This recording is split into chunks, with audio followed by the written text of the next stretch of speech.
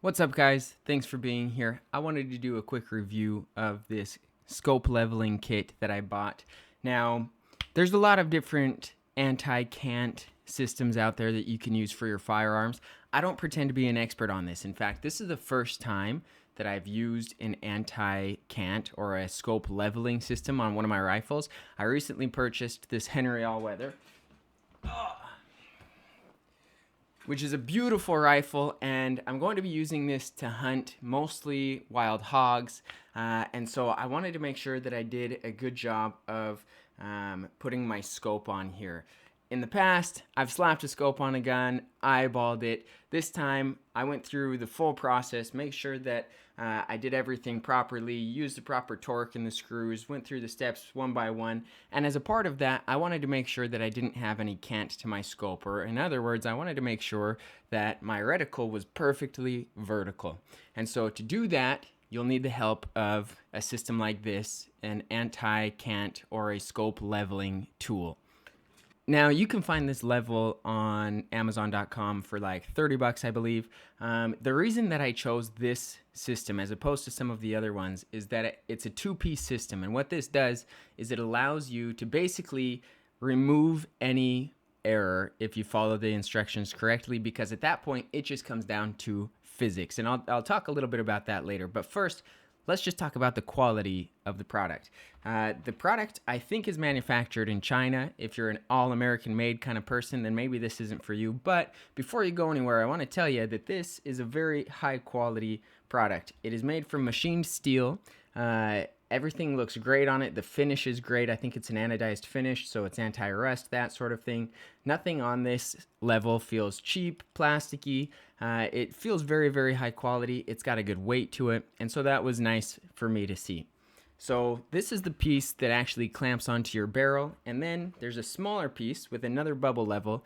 This is what you'll use on your scope and over the receiver. And once again, we'll talk about the process of actually leveling your scope in a little bit. I'm not going to go into great detail about it, but both of these are made from that machined aluminum. It looks great. It feels great. Like I said, it's got a coating on there to make sure that it doesn't rust. It should last. This piece that clamps onto your barrel has rubber here.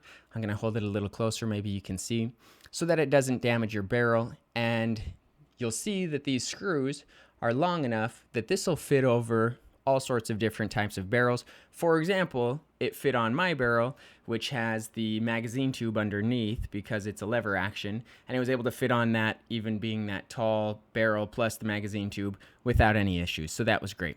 Now, another thing to mention is that this piece right here, this is the piece that will either sit over your receiver, maybe on your pick rail, or on the turret of your scope, depending on what part of the leveling process you're in. This has a magnetic base, and so it sticks to the metal of your rifle, which just allows for easier use. You can tilt the gun or whatever without it sliding off of the pick rail or the scope turret, and that was really helpful in the leveling process. Now, if you're wondering how to use a leveling system like this, I'm not going to go into a ton of detail. This isn't necessarily a tutorial video, but just a brief overview that might be helpful to you if you haven't used something like this before, like I hadn't used.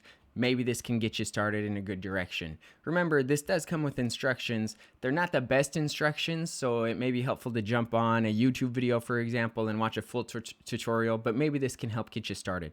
The leveling process really has two main parts. The first thing you're going to do is you're going to go ahead and you're going to clamp this part of the level down onto your barrel. Once you've done that, you're going to go ahead and you're going to put this piece on your rifle. Over the receiver, if you've got a Picatinny rail, the flattest surface you have on your rifle, you're going to go ahead and put this part on it.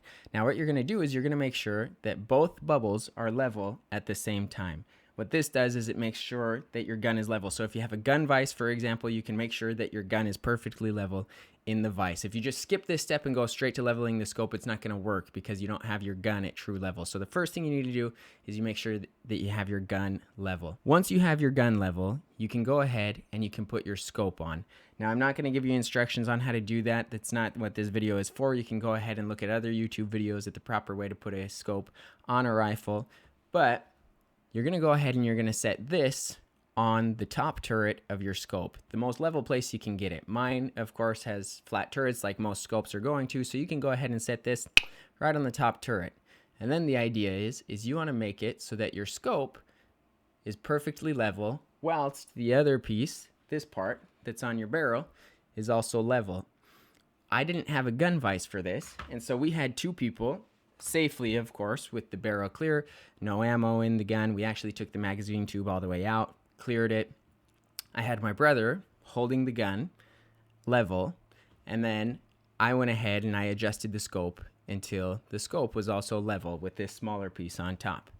Once both bubbles are perfectly in the middle, that's when you know that you have a leveled scope. It's just simple physics at that point, and that's when you avoid any cant or any tilt to that vertical reticle in your scope. All in all, guys, if you want to do a really good job of putting your scope on, this is a part of that process. You need to make sure that you don't have any cant in your reticle. It can throw off your shot, especially when you're shooting at distances and you're trying to hold at the different tick marks on a scope. If you have any cant in your scope, then you're not going to be able to shoot as accurately. It's also just annoying. I don't know if you've ever done this, but I've picked up a friend's rifle, held it up to my shoulder, and thought, you know what? I think this reticle is a little bit off. It's a little bit angled, and it just seems weird. It doesn't feel right shooting that way. And so this was a way for me to make sure that my scope was perfectly leveled that I can definitely recommend to you as well. It worked great. It's a high-quality piece of equipment. It doesn't feel cheap. It's all made out of metal. It feels awesome. Anyways, guys, let me know if you have any questions down in the comments below. Once again, thank you for watching.